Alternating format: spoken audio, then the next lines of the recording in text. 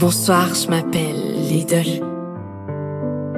Entre nous, je sais que vous n'en avez rien à faire, c'est vrai, mais s'il vous plaît, donnez-moi quelques minutes, parce qu'aujourd'hui, j'ai une confidence à faire.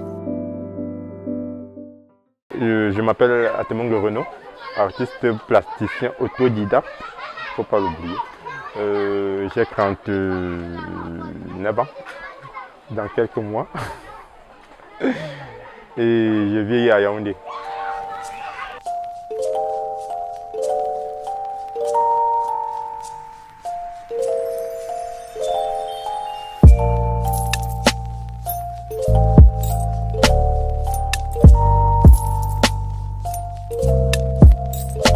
En fait, c'est pas d'aujourd'hui que ça date de longtemps, parce que dans mon enfance, j'aimais dessiner.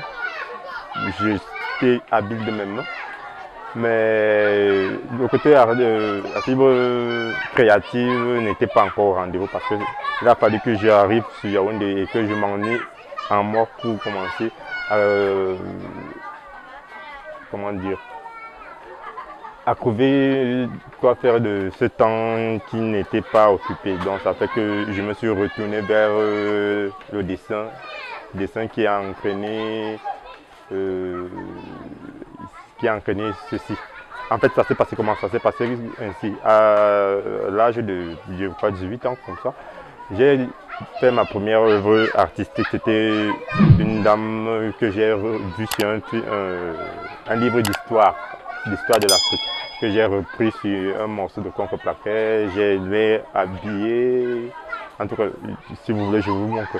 Je l'ai habillé et puis j'étais tout content. Le fait, quand tu crées, tu es content de pouvoir découvrir ce que tu es capable d'apporter. Après ça, quand tu l'as fait, tu veux maintenant présenter ça aux autres. La première personne à qui je l'ai montré, c'était mon papa. Et lui et l'art, ça fait deux. Donc, première réaction, lui, il n'a pas vu le côté artistique, le côté beauté. Il a vu juste l'Afrique qui n'était pas dessinée comme il se devait.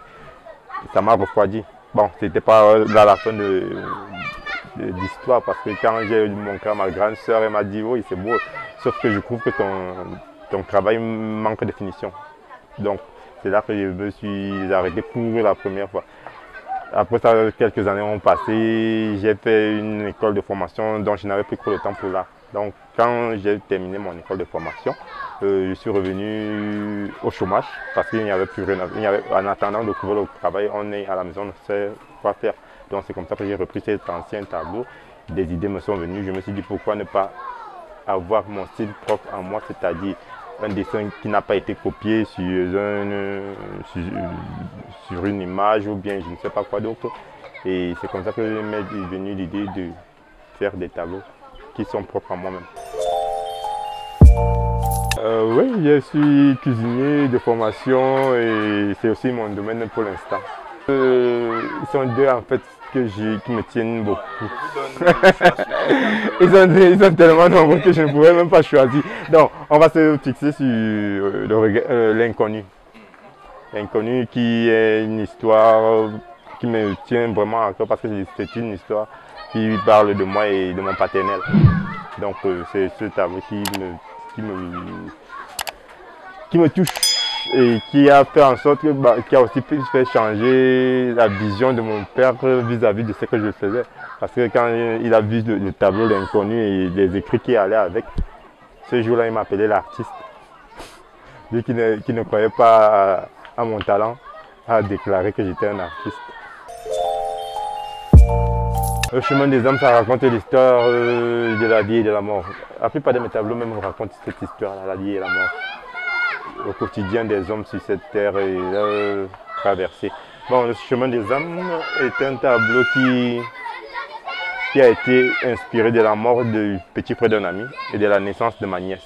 Parce qu'à la même période, le petit frère d'un ami venait de décéder et la semaine qui a suivi, ma grande soeur venait de mettre au monde ma nièce. Donc, ma nièce a suivi le chemin des vivants, ce qui l'a amené sur la terre. Le petit frère de l'ami a suivi le chemin de la mort qui l'a ramené au-delà, dans l'au-delà. Donc, c'est un tableau qui vous rappelle un peu de la tristesse. Et de la joie, c'est un mélange de tristesse et de joie. À la trahison, à l'hypocrisie, à l'égoïsme, à plein de choses. Tout ce qui ne plaît vraiment pas, mais qu'on ne veut pas montrer au monde. Parce que le baiser de Judas, pour moi, c'est une façon de faire comprendre à ceux qui m'entourent, sans citer de nom. Tout le monde peut se reconnaître. Moi, j'ai pas de soucis. Je n'ai pas une langue de bois. Donc, je dis souvent tout ce que je pense tout bas, même si ça ne plaît pas. Donc, pour moi, j'ai voulu transférer dans ce tableau toutes mes frustrations vis-à-vis de l'hypocrisie des soi-disant personnes qui disent nous aimer et après font des choses pas du tout bien. Donc c'est un peu ça le baiser de Judas. C'est comment dire, c'est doux, mais au fond c'est glacé parce que c'est comme si la mort vous entraînait. Parce que quand tu te rends compte que tu as été victime d'une personne dont tu ne pouvais même pas imaginer qu'elle pouvait te faire ça, c'est comme recevoir un coup de couteau. Mais c'est même recevoir un coup de couteau, sauf que ce n'est pas physique. On va dire du recyclage. Rien en fait. Rien qui ne peut être utilisé, qui ne peut pas être réutilisé parce qu'il y a des choses, des denrées qui ne peuvent pas être mises parce que au fil du temps ça va périr ou bien ça va se détériorer ou bien ça va apporter une odeur pas convenable à l'œuvre. Il serait dommage d'avoir un tableau joli à voir mais pas... On tient à rappeler aussi qu'il y a les films de Miondo quelque part là. Oui, quelque part il y a les films de Miondo. Ouais. Il y a les films de Miondo. Peut-être pas sur ceux-ci, mais sur ceux-là qui seront exposés. Donc, j'utilise beaucoup plus ce qui m'entoure, c'est-à-dire, je suis arrivé à ce résultat par contre, c'est question financière. Parce qu'au départ, quand je commençais, j'ai pas, comme vous le savez, je ne suis pas artiste de formation, c'est-à-dire j'ai pas fait une école pour ça, je suis autodidacte. Donc je me suis habitué à travailler avec ce que j'avais en main, c'est-à-dire vu que je n'avais pas de la peinture et que je ne connaissais pas maîtriser les différentes teintes pour sortir d'autres têtes, je me suis rabattu sur l'argile et c'est à base de l'argile que j'ai commencé à faire des tableaux et des surfaces diverses. Après l'argile, je me suis rendu compte que un ami m'a fait comprendre que mes tableaux étaient un peu trop ternes. Compte tenu du fait que je ne connais toujours pas maîtriser les peintures, je me suis dit pourquoi ne pas utiliser le fil qui a déjà une couleur et qui je n'aurais plus besoin à réfléchir à deux fois pour utiliser ou bien ne pas utiliser. Donc c'est comme ça que je me suis retrouvé en train de faire des tableaux à base de fil de Miondo, comme vous l'avez dit, à base de charbon, en tout cas tout ce que ma main touche et qui me permet d'agrémenter le visuel et de transcrire une histoire. Dites d'abord à votre oiseau qui aime le japapla que qui cesse de raconter des choses quand je n'ai pas encore donné mon avis. Bon, pour ce qui est de la prochaine exposition, je suis en train de la préparer parce que ceux-ci font partie de la première expo. Donc c'est tout autre chose à la deuxième expo parce que mon univers a évolué et puis je me suis dit pourquoi ne pas vous faire part de ce que j'ai eu à créer. Donc la deuxième expo sera en février, le 19 février plus précisément à la Fondation Mouna. Et j'espère que vous serez, malgré que c'est une période un peu difficile pour tout le monde, mais on reste debout. Donc, soyez présents. C'est ouvert à tout le monde, hein, on ne paye pas. Donc, moi, je suis pas d'abord, je ne vends pas dans le standard. Je dis que vous pouvez venir regarder et rentrer avec ça dans vos yeux. C'est gratuit. Elle est gratuite, cette expo. Elle est gratuite, pas besoin de payer. On ne va pas vous demander un ticket ou bien quoi que ce soit. Sauf, oui, juste votre cache-nez et vos yeux pour regarder. Oui, les mains pour applaudir, mais surtout les yeux pour regarder. Ah, ok. Et n'hésitez pas à vous renseigner, poser des questions, je suis ouvert à tout.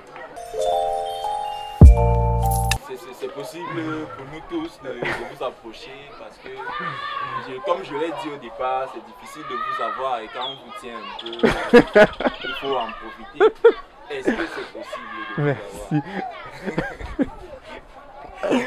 Je suis très accessible, il ne faut pas mettre des barrières tout autour de moi parce que je suis quelqu'un de très simple, qui aime partager. Si les gens sont réceptifs, j'aime partager. Au cas contraire, je reste dans mon coin parce que je suis certes simple mais un peu timide, surtout quand il n'y a pas de feeling entre le public et moi. Donc, si pour répondre à votre question, vous pouvez vous former si vous avez de la patience. Si vous avez, comment dire encore, de l'imagination, parce que être artiste c'est toujours avoir beaucoup d'imagination, laisser courir son âme d'enfance que certaines personnes ont eu à enterrer. Et pour se procurer un de mes tableaux, je dirais que c'est peut-être impossible pour l'instant, parce que je les aime trop.